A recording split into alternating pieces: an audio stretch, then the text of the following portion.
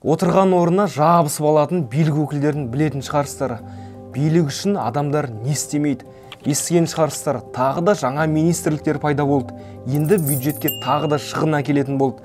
Бірақ айтайын деп отырғанымыз нақты бұл жайында емес. 1 қыркүйекте өздеріңіз білетіндей президент Тоқаев Қазақстан халқына жолдау жасады.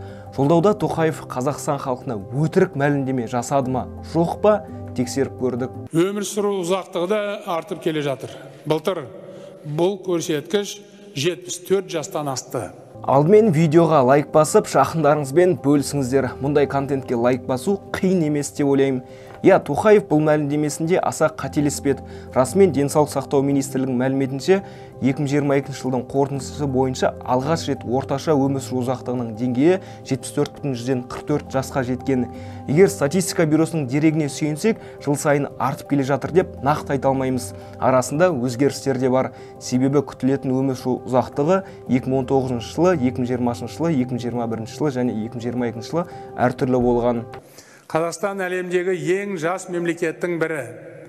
Азаматтарымыздың орташа жасы 32 жас. Статистика бюросының дерегіне сәйкес 2022 жылы Қазақстан халқының орташа жасы 31,8 жас.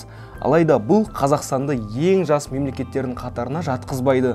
ақш-тың орталық барлау басқармасының дерегінше Қазақстан орташа жасы бойынша 227 елдің арасында 114 орында.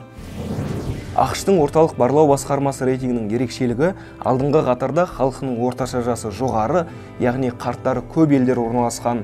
Мысалы, Монако 1-ші орында, ал Жапония 2-ші орында. Сонымен қатар ең төменгі орында жастары көп елдер, яғни Уганда және Нигер көрсетілген. Ал бұл рейтингде Қазақстан тұрғындарының орташа жасы 31,16 жас делінген. 227 елдің арасында Қазақстан 114-ші орында орналасып, халқының орташа жасы ең кәрі де емес және ең жас емес елдердің қатарында. Каналға тіркеліңіздер, видеоны жақындарыңызбен бөлісіңіздер. Келесі кездескенше.